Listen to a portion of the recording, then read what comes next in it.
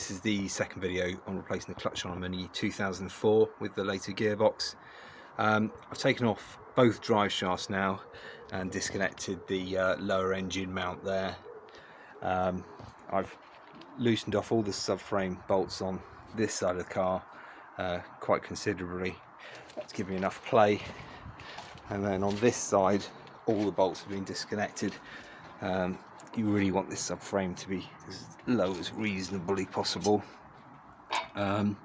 Also, the drive shaft speed was disconnected on this one.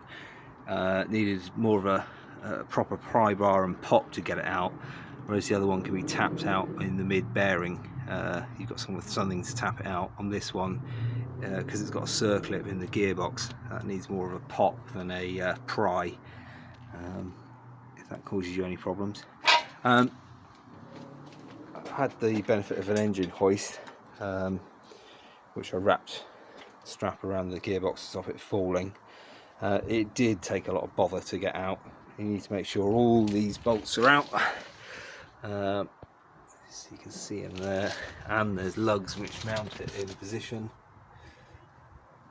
And then even then, there's a lot of mucking around trying to get the end over and pushing it round, and basically get the tip of the gearbox needs to get around this, and that's the biggest problem.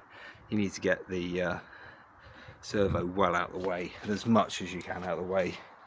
It likes to snag on these pipes here, and even the servo bolts wanted to rest on here. You've got to keep checking that it's not resting on important parts. I didn't take the whole front end off, but I have pushed it out as much as I can get. More room the better, because if you're not pulling it straight out from the front, you need to pull it as much as you can forward to give you as much room to play with. I know different people have got different opinions on the internet, but I'd say for the first time you do it, you definitely need to drop the subframe on this side as much as you can, and definitely pull this out as much as you can. Ideally take this off, but I don't want to disconnect my air conditioning, so I've left it in. And then just keep working it out.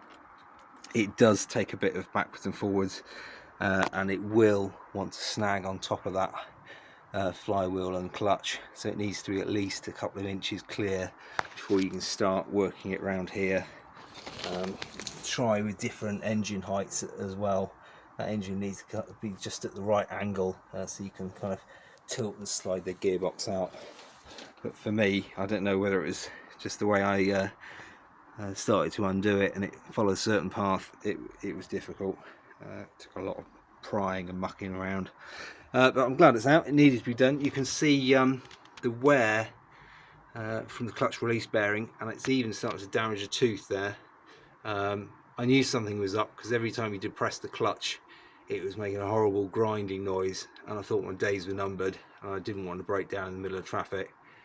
So I'm glad I've bitten the bullet, and we're now at this stage. I've got it off.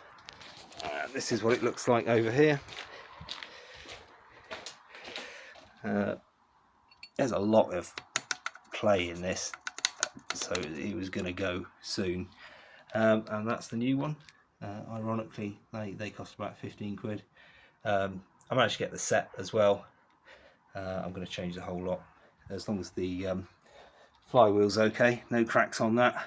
I'll brake clean this up. I've heard a lot of people say it's really important to get the grease right on the points on here, because actually apparently this arm can be a weak point. So I'll do that, and then the next video will be me assembling again. Thanks.